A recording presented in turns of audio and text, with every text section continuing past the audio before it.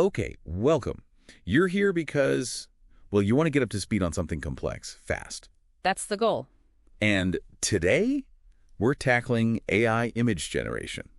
We've got some source material, specifically episode 2 of a series on generative AI. Right? So our mission, basically, is to pull out the really key insights from that material. Trace how we got from these very basic digital sketches to the incredibly realistic images we see now. And understand why it's such a big deal today. Exactly.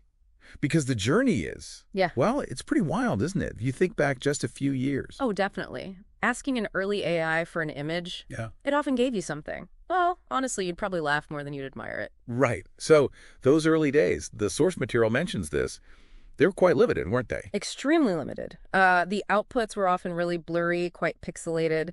They really struggled to get even simple shapes right. And the idea of the AI, like understanding what it was drawing or the context, that was a long way off. It's funny thinking about it now, given what's possible.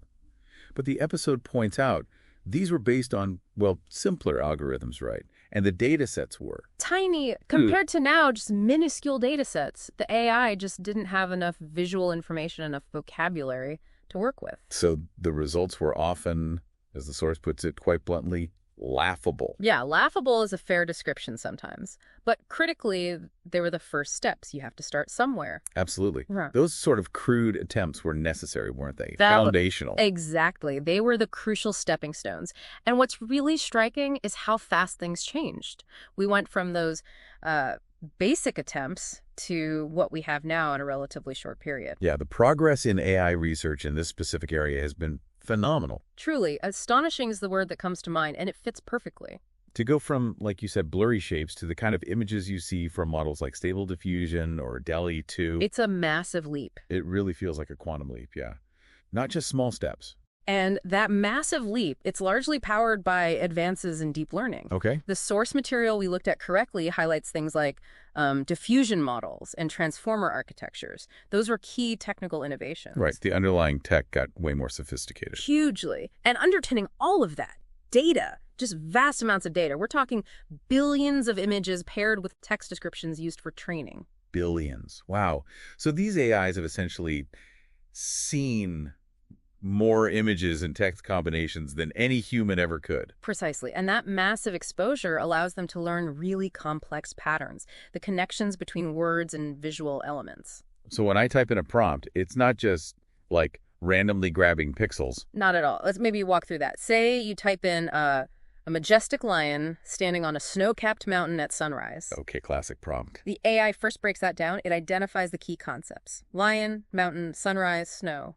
And the descriptive word, majestic. Right. It parses the sentence, isolates the core ideas. Right. Then what? Then it dives into that huge training data set. It looks for images linked to lion, images linked to mountain, images linked to sunrise, and so on. And it doesn't just find them, it analyzes them. It looks at their visual characteristics, composition, typical colors, textures, lighting. The source used an analogy for this, didn't it? Something about a collage artist. Yeah, a massive, sophisticated collage artist, which is a pretty good way to think about it, actually. A collage artist with like an infinite library of images to pull from. That really helps visualize the scale. It does, but the really clever part, the real magic, isn't just finding the pieces, it's understanding how they fit together. Ah, right. So it's not just sticking a picture of a lion onto a picture of a mountain. Exactly. The AI has learned from all that data that lions can be on mountains, that snow often goes with mountains, that sunrises have specific kinds of light and color.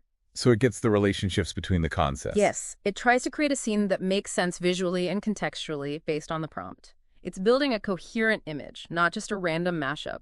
And that involves some kind of refinement process. Oh, yeah. It's complex.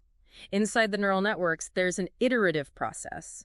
The AI keeps adjusting the image, tweaking it, refining it, trying to get closer and closer to matching the prompt accurately and aesthetically. More like sculpting than just slapping paint down.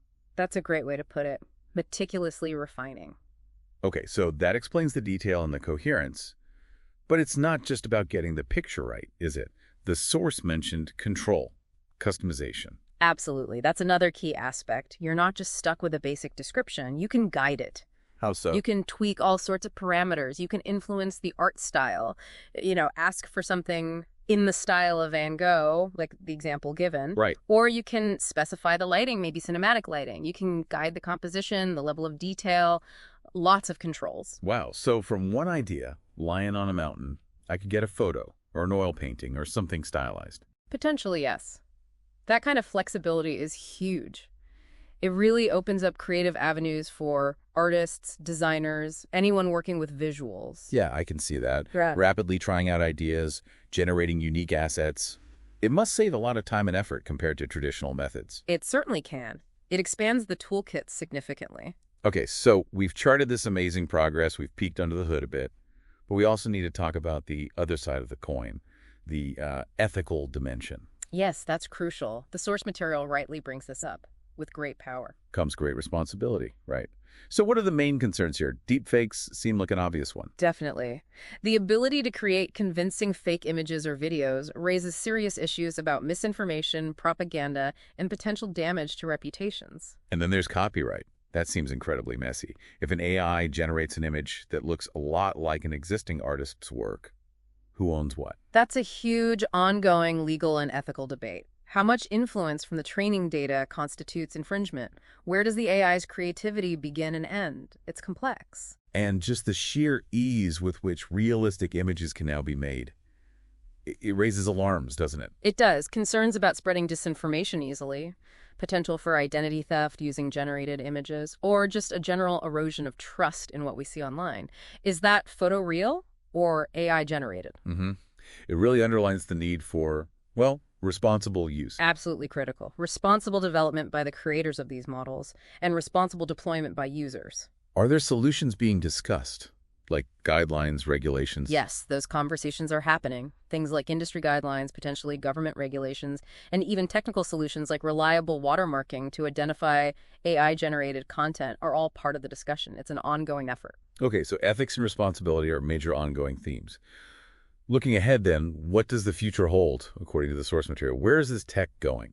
The trajectory suggests even more realism, more nuance in the generated images. Right. We can probably expect models that can understand and respond to much more complex, maybe even abstract prompts, things that are harder to describe directly. And wider use across different fields. For sure. The potential applications seem vast. The source mentioned things like personalized advertising. Where the ad visuals are tailored just for you. Exactly, potentially generated on the fly. Think about architecture generating incredibly detailed photorealistic visualizations instantly. Okay, that would be powerful for architects and clients. Or the fashion industry, generating virtual prototypes of clothing, maybe reducing the need for so many physical samples early on, saves resources, speeds things up. It really does sound like that phrase the source used, virtually limitless applications, isn't hyperbole. It feels that way, doesn't it? From creative fields to science to commerce, the potential seems enormous. It's quite a journey we've traced then, from those almost primitive early attempts. The laughable ones. Yeah, the laughable ones. Yeah. To the stunning realism we see today, all driven by these rapid, deep learning advances. It's been incredibly fast. So that's our deep dive, pulling the threads from that episode 2 material. An incredible evolution, but also, as we discussed, it comes with serious consideration. The need for mindfulness about the risks, about ethics, and working together to make sure it develops responsibly. That's key. Absolutely. It really leaves you thinking, doesn't it? Beyond just images. Where else will this kind of generative AI fundamentally change how we create, how we communicate, maybe even how we perceive reality itself? It feels like we're truly just at the beginning.